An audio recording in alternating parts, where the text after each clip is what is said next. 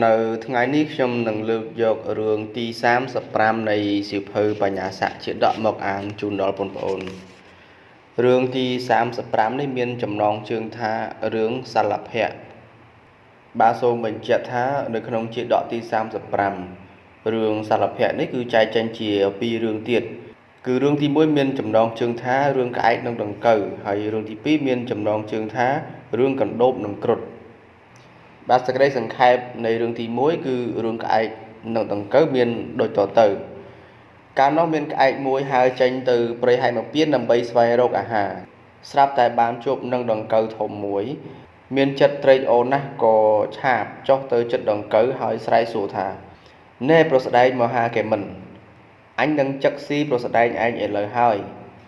មហាកេមិនក៏ឆ្លើយតបទៅក្អែកវិញថាណែក្អែកកំណាចប្រស្ដែងចេះធម៌អ្វីឬទើបហ៊ានស៊ីយើងជាអាហារណែមហាកេមិនចុះប្រស្ដែងចេះធម៌អ្វីឬណែក្អែកយើងចេះដឹងច្រើនណាស់មនាលកេមិនបើប្រស្ដែងចេះចូលប្រស្ដែងសូត្រឲ្យយើងស្ដាប់មើលសិនមនាលក្អែកយើងនឹងសួរប្រស្នា4ខឲ្យប្រស្ដែងឯងឆ្លើយ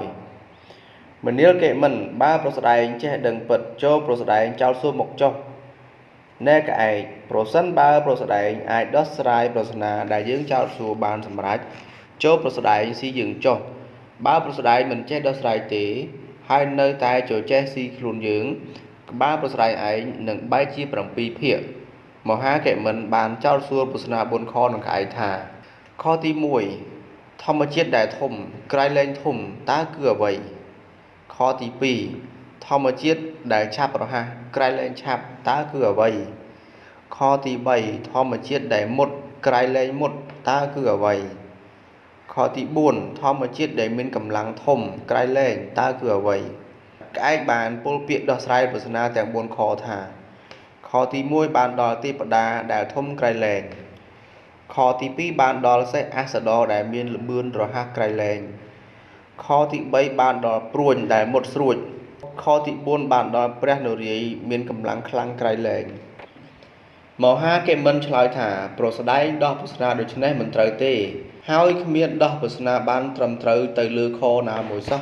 បើប្រសិនប្រស្ដែងស៊ីយើងក្បាលប្រស្ដែងនឹងបែកចេញជា7ភាគអ្នកដតីក្រៅពីព្រះដ៏មានបុណ្យមិនអាចដោះប្រស្នាបានឡើយមនាលក្អែកបើប្រស្ដែងចង់ស៊ីយើងឲ្យបានចូលប្រស្ដែងទៅគាល់ព្រះពុទ្ធជាម្ចាស់បើព្រះអង្គទ្រង់ព្យាករសពដោយពាក្យអ្នកបានពោលមកនេះចូលប្រស្ដែងស៊ីយើងចុះក្អែកឆ្លើយថាយើងទាំងពីរត្រូវទៅគាល់ព្រះអង្គក្នុងគ្រាឥឡូវនេះប៉ុន្តែប្រស្ដែងនឹងធ្វើដំណើរទៅជាមួយយើងដោយម្ដេចមហាកេមិនបានពន្យល់ក្អែកឲ្យយកវល្លិចងពាក់កណ្ដាលខ្លួនហើយឲ្យក្អែកពំខំចុងខ្សែឲ្យខ្ជាប់ហើយហើរទៅកាលនោះព្រះដ៏មានបុណ្យគង់នៅក្នុងវត្តចេតពុនជាមួយនឹងព្រះអានន្ទទ្រង់ត្រាស់សម្ដែងអំពីដំណើរនៃសត្វទាំងពីរនោះបន្តិចស្រាប់តែក្អែកនិងដង្កូវទៅដល់សំណាក់ព្រះដ៏មានបុណ្យ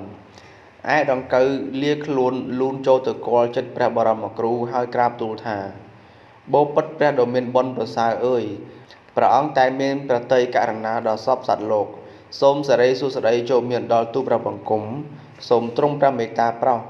ក្អែកនេះពងនឹងចឹកស៊ីទូលព្រះបង្គំទូលព្រះបង្គំបានចោទសួរប្រស្នា4ខក្អែកមិនអាចដោះស្រាយប្រស្នាខណាមួយបានឡើយហើយទូលព្រះបង្គំប្រាប់ក្អែកថាបើប្រស្ដែងស៊ីយើងទាំងបង្ខំក្បាលប្រស្ដែងនឹងបែកចេញជា7ភាគហើយបានក្រាបទូលរឿងរ៉ាវសពគ្រប់ព្រះបរមសាស្តាបានត្រាស់សួរបញ្ជាក់ក្អែកក៏ក្រាបបង្គំទូលថាសូមទ្រង់ព្រះមេត្តាប្រោសពិតដូច្នោះមែនទើបព្រះដ៏មានបុណ្យទ្រង់ត្រាស់ព្យាករប្រស្នាទាំង4ខនោះដូចតទៅនេះខទី1ដែលថាធម្មជាតិមួយធំក្រៃលែងធំនោះបានដល់ព្រះលោកតរធម៌លោកតរធម៌នោះធំក្រៃលែងជាងអ្វីទាំងអស់ប្រស្នាទី2ដែលថាធម្មជាតិរហ័សរហួនក្រៃលែងជាងអ្វីទាំងអស់នោះគឺបានដល់ចិត្តនេះមានភាពរហ័សរហួនរស់រានជាងអ្វីទាំងអស់ប្រស្នាទី3ដែលថាធម្មជាតិមុតស្រួចក្រៃលែងមុតនោះបានដល់ទឹកអាចជ្រួតជ្រាបមុតចូលទៅក្នុងទីទាំងពួងបានប្រស្នាទី4ដែលថាធម្មជាតិមានកម្លាំងខ្លាំងក្រៃលែងនោះគឺព្រះអរហង្គសម្មាសម្ពុទ្ធព្រះអរហង្គសម្មាសម្ពុទ្ធជាម្ចាស់មានកម្លាំងខ្លាំងក្រៃលែង គ្មាននរណាអាចប្រៀបផ្ទឹមបានឡើយមហាកេមិនបានស្ដាប់បញ្ហាព្យាករណ៍នៃព្រះដ៏មានបុណ្យហើយបានស្រែកថ្វាយព្រះពរសព្វសាធុការថ្វាយព្រះអង្គហើយនិយាយទៅកាន់ក្អែកថាមនាលក្អែកដ៏ចម្រើនពាក្យព្យាករណ៍របស់ព្រះអង្គបន្សំនឹងពាក្យព្យាករណ៍របស់អ្នកឡើយចុះអ្នកឯងនៅតែស៊ីយើងឬក្អែកឆ្លើយថាយើងមិនស៊ីប្រស្ដែងទេព្រះអង្គទ្រង់ទូលមានក្អែកថាចាប់តាំងអំពីថ្ងៃនេះទៅចូលប្រស្ដែងស៊ីតែរបស់ដែលអត់ទោសកុំស៊ីរបស់ដែលមិនគួរស៊ីតទៅទៀតក្អែកបានស្ដាប់ព្រះពុទ្ធឱវាទហើយមានចិត្តសោមនស្សលាស្លាបថ្វាយបង្គំលាព្រះអង្គហើយហើរចេញទៅរឿងទី2គឺរឿងគ្រុឌនិងកណ្ដូបក្នុងអតីតកាលមានសេចក្តីដំណើរថាកាលក្នុងអរជ្ជកាលព្រះបាទព្រហ្មទត្តគ្រងរាជសម្បត្តិនៅក្នុងក្រុងពេរិណសីកាលនោះព្រះពោធិសត្វកើតក្នុងត្រកូលកដុំ2លុះ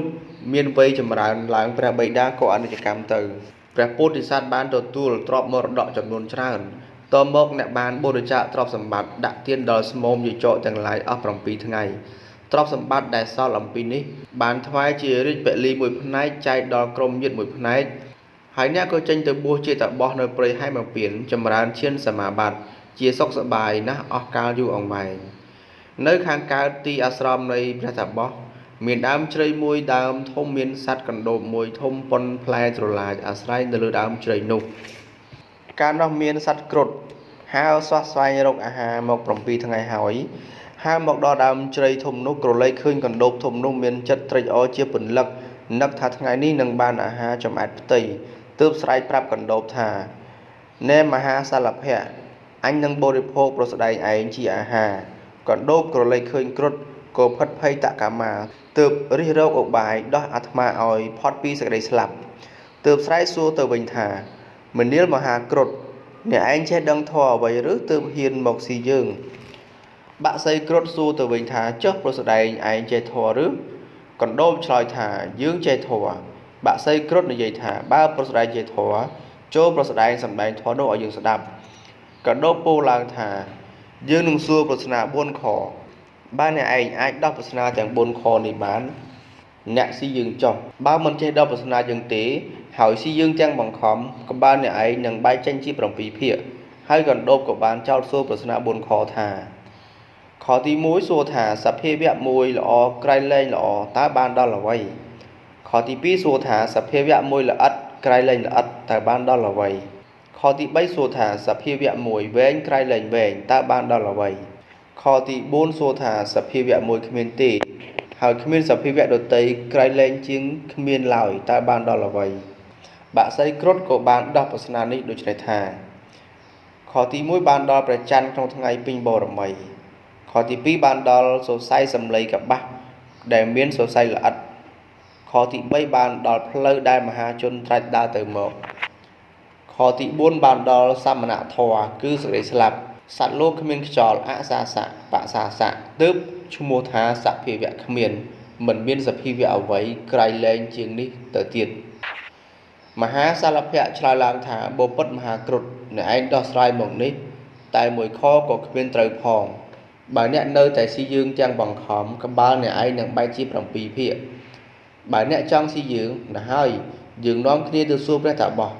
បើលោកដោះស្រាយប្រស្នា4ខនេះស្របដោយសម្ដីអ្នកចូលអ្នកស៊ីយើងចុះបើខុសពីនេះអ្នកស៊ីយើងពុំបានទេសត្វទាំងពីរក៏នាំគ្នាទៅកាន់សំណាក់